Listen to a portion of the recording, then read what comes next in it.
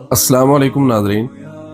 क्या आपने कभी महसूस किया है कि आपके पास सब कुछ होते हुए भी कुछ कमी है, या कभी ऐसी मुश्किल में फंसे हो जहां से निकलने के लिए कोई रास्ता नजर ना आता हो? यकीनन हम सब की जिंदगी में ऐसे हालात आते हैं कि जब मादी सहारे जवाब दे जाते हैं, लेकिन एक ऐसा दरवाजा है जो कभी बंद नहीं होता। एक ऐसी ताकत है जो नामुमकिन को मुमकिन बना देती। इससे हम दुआ कहते हैं। आज की वीडियो में हम बात करेंगे कि दुआ असल में है क्या और कैसे हमारी तकदीर को बदल देती। दुआ सिर्फ चंद अल्फाज का नाम नहीं, बल्कि ये बंदे का अपने खालिक से बराह रास्त राब्ता है। अल्लाह ताला कुरान पाक में फरमाते हैं, वक़ाल रब्बुकुम उदऊनी अस्तजिब लकुम, तुम मुझसे दुआ करो, मैं तुम्हारी दुआओं को कबूल करूंगा। दुआ इस बात का सबूत है कि हम कमजोर हैं और वो अल्लाह सबसे ज्यादा ताकतवर। जब हम हाथ उठाते हैं, दरअसल हम कायनात की सबसे बड़ी ताकत से मदद मांग रहे होते हैं। क्या आप जानते हैं कि दुआ का असर सिर्फ रूहानी ही नहीं बल्कि नफ्सियाती भी होता है। जदीद साइंस और नफ्सियात दानों के मुताबिक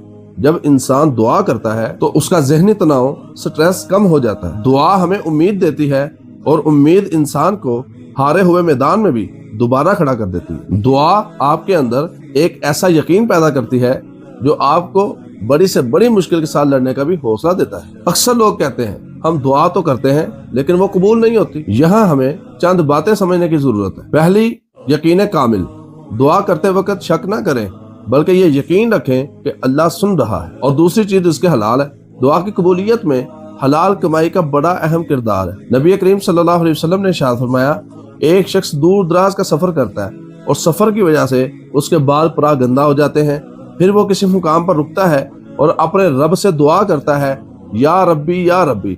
आप अलैहिस्सलाम ने इरशाद फरमाया, उस बंदे की दुआ क्यों कबूल होगी जिसका मतअमुहु हरामुन, खाना भी हराम है, वमलबसुहु हरामुन, और उसका पहनना भी हराम है, व गुज़िया हरामुन, उसकी परवरिश भी हराम से हुई, व मशरबुहु हरामुन, और उसका पीना भी हराम है। और तीसरी चीज है सब्र।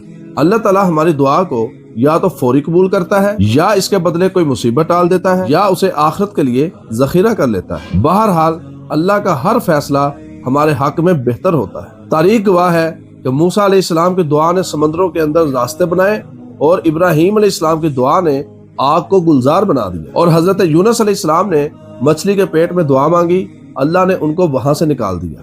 हजरत ज़करिया अलैहिस्सलाम ने बुढ़ापे में औलाद मांगी। इन सब के पास बज़ाहिर कोई रास्ता न था, लेकिन दुआ ने सब बदल दिया। और इसी तरह आपको वो वाकया भी याद होगा कि जब गार के अंदर 3 लोग फंस गए, नबी अलैहिस्सलाम ने इरशाद फरमाया, उन लोगों के पास बज़ाहिर निकलने का कोई रास्ता नहीं था, लेकिन उन तीनों ने बारी बारी अल्लाह ताला से दुआ की, अल्लाह ने उनको निकलने का रास्ता अता फरमा दिया। और इसी तरह नबी करीम सल्लल्लाहु अलैहि वसल्लम के दौर में कहत साली हो गई, आप अलैहिस्सलाम ने अल्लाह से दुआ की, अल्लाह ने बारिश का नुज़ूल कर दिया। नाज़रीन, इसीलिए आज से अपनी जिंदगी के अंदर दुआ को अपना मामूल बना, सिर्फ जरूरत के वक्त नहीं बल्कि हर हाल में अल्लाह से मांगे। याद रखें कि जिसके साथ अल्लाह है उसे किसी और सहारे की जरूरत नहीं।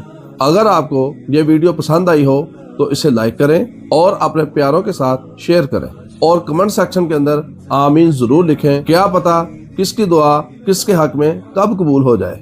अगली वीडियो तक अल्लाह हाफिज।